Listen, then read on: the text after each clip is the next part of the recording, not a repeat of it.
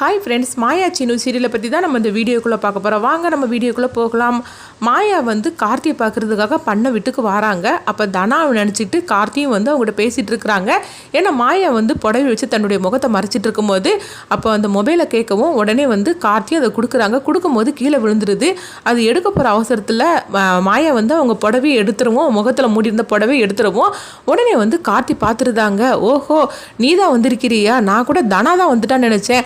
உனக்கு எவ்வளோ தைரியம் இருந்தால் நீ ஏமாத்திருப்ப அப்படின்னு சொல்லும் போது, ஆமாண்டா நான் தாண்டா வந்தேன் என் தங்கச்சியை காப்பாற்றுறதுக்காக அப்படின்னு மாயா சொல்லவும், நீ எப்படி அவளை காப்பாற்றிடுவோன்னு நானும் பார்க்குறேன்.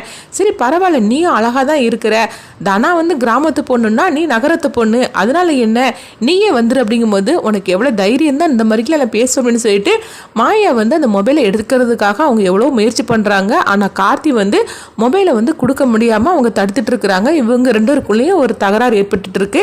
அடுத்தங்க பார்த்தோம்னா ஜானகியை தான் காட்டுறாங்க. ஜானகி பயத்தோடயே இருந்துட்டு இருக்கிறாங்க.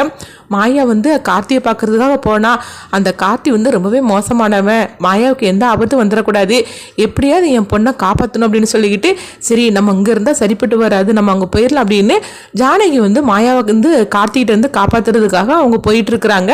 அப்போ இங்கே பார்த்தோம்னா ரகுராமையும் அவங்க சிவராமனையும் தான் காட்டுறாங்க. அவங்க ரெண்டு ஒரு சாமி பூஜை அங்கே நடந்துட்டு இருக்கனால அவங்க ராத்திரி போல் அங்கே பூஜையில் கலந்துக்கிட்டு நிற்கவும், அப்போ சிவராமன் சொல்கிறாங்க, அண்ணா நீ எதுக்குன்னா அங்கே இருக்கிற, நீ வேணா வீட்டுக்கு போனா நான் பார்த்துக்கிட்டு அப்படிங்கும்போது, இல்லை சிவா பாதியிலேயே இந்த பூஜையை விட்டுட்டு போயிடக்கூடாது, அதற்காக தான் நாங்கள் இருக்கிறேன் அப்படிங்கும்போது உடனே சிவாவும் சரி அப்படிங்கிறாங்க.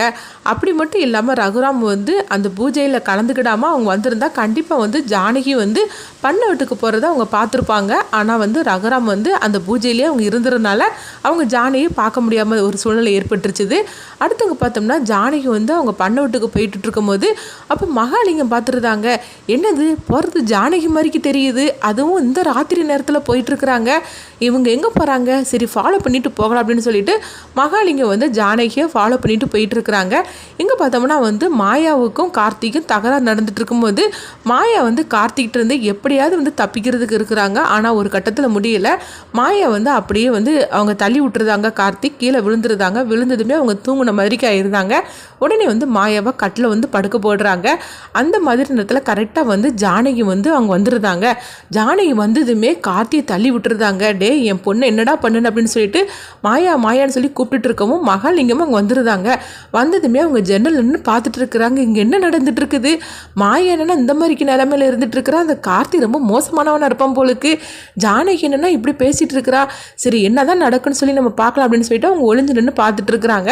அப்போ கார்த்திகிட்ட ஜானகி சண்டை போட்டுட்டு இருக்கிறாங்க. டே என் பொண்ணை ஒழுங்கு மரியாதை விட்டுரு, ஏற்கனவே தனா வாழ்க்கையை நாசம் பண்ண நீ இப்போ என்னன்னா மாயா வாழ்க்கையில நீ குறுக்கிட்டு இருக்கிறியா, ஒழுங்கு மரியாதை போயிரு அப்படிங்கும்போது, நீ என்ன இவளை காப்பாற்றுறதுக்காக வந்திருக்கிறியா என்ன, ஒழுங்கு மரியாதை நீங்கள் இருந்து போயிரு, உன் ரெண்டு பொண்ணுங்களோட வாழ்க்கையை நான் நாசம் பண்ணிடுவேன், சொல்ல போனாக்கி எங்கள் அத்தையோடைய வாழ்க்கையை 20 வருஷமாக நீங்கள் எல்லோரும் பழி வாங்கிட்டு இருக்கீங்களா, அதுக்கு தான் உங்களுக்கு இந்த மாதிரிக்கு ஒரு பனிஷ்மெண்ட்டை நான் கொடுக்குறேன் அப்படின்னு சொல்லவும், என்னடா நீ சொல்லிட்டு இருக்கிற, நான் உயிரோடு இருக்கிற வரைக்கும் என் பொண்ணுங்களை நீ எதுவுமே செய்திட முடியாது அப்படின்னு ஜானகி எவ்வளோ வாக்குவாதம் பண்ணிட்டு இருக்கிறாங்க. ஆனாலும் கார்த்திக் கேட்குற மாதிரிக்கு இல்லை.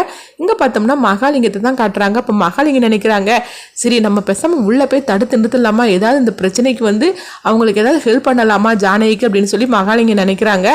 ஆனாலும் அவங்க பார்க்குறாங்க, எதுக்காக நம்ம ஹெல்ப் பண்ணணும், நம்ம பொண்ணோட வாழ்க்கையை இந்த மாயா தானே நாசம் பண்ணணும்னா, அதனால நம்ம ஒன்றுமே பண்ணக்கூடாது, நம்ம ஒளிஞ்சு நின்று மட்டும் பார்க்கலாம், அங்கே என்ன நடந்தாலும் சரி தான், நம்ம உள்ளே போகக்கூடாது அப்படின்னு சொல்லிட்டு மகாலிங்கம் ஒளிஞ்சு நின்று பார்த்துட்டு இருக்கிறாங்க.